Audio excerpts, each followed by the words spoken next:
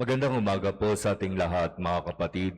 Magandang umaga po, Father. Ngayon po ay araw ng Sabado sa ika-18 linggo sa karaniwang panahon.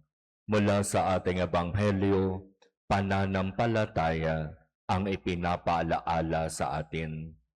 Kung maging singliit man lamang ng butil ng mostasa ang inyong pananampalataya, masasabi ninyo sa bundok na ito, pumunta ka doon, at ito'y susunod sa inyo. Ano ang uri ng pananampalataya mayroon tayo ngayon?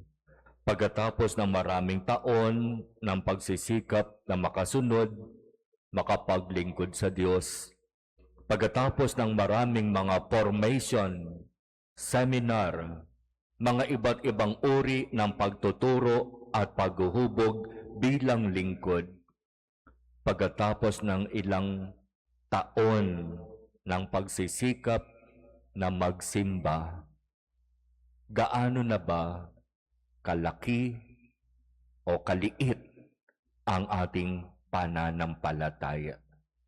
Sapat na ba ang pananampalatayang iyan upang magawa natin sa biyaya ng Diyos ang mga bagay na imposible?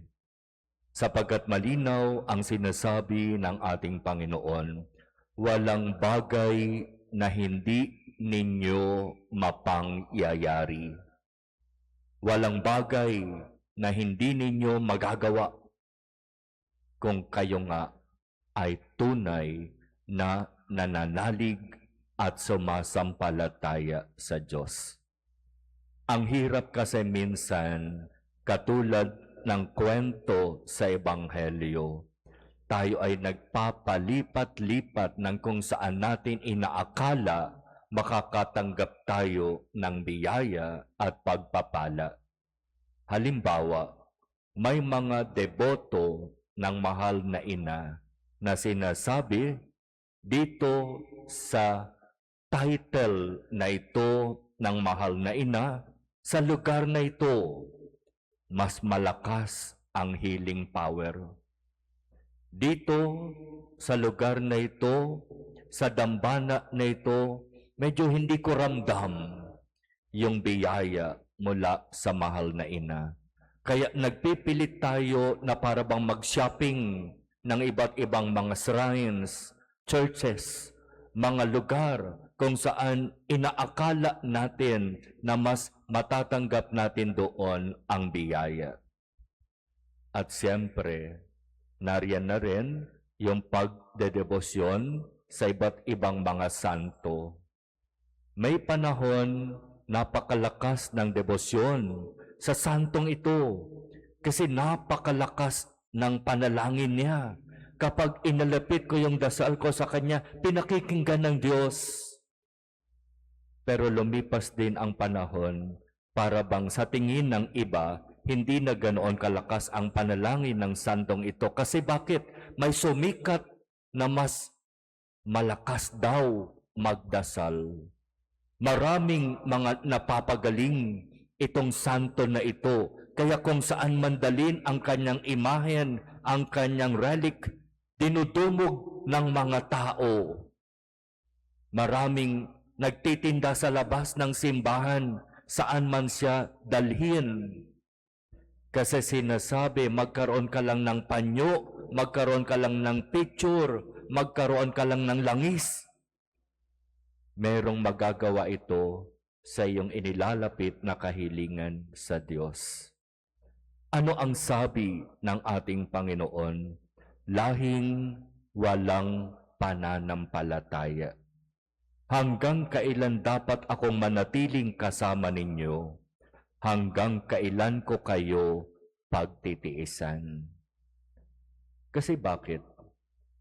Kasi itong naghihingi ng kagalingan sa ating Panginoon para sa kanyang anak, kung saan-saan na siya nagpunta.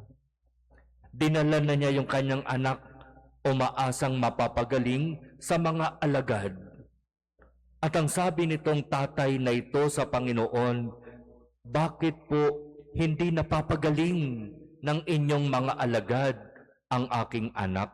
Kung kani-kanino ko na po siya dinala, pero hindi siya gumagaling.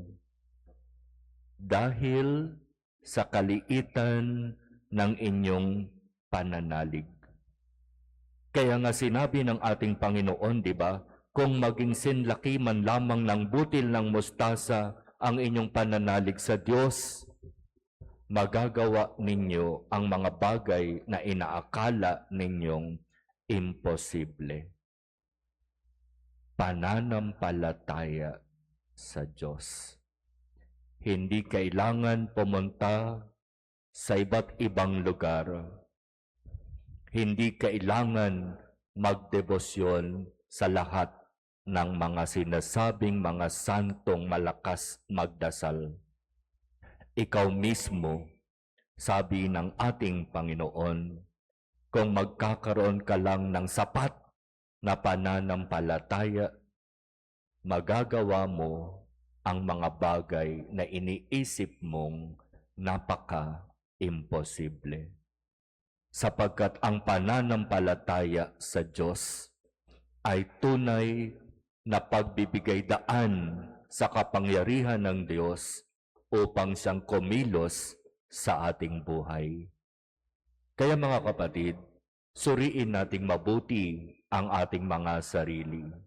Pagkatapos ba ng lahat ng kung ano man yung pinagdaanan natin bilang mga lingkod ng Diyos, sapat na ba ang ating pananampalataya para mahingi natin ang biyaya sa Diyos na kinakailangan natin at agad-agad ito'y ibibigay ng Diyos sa atin.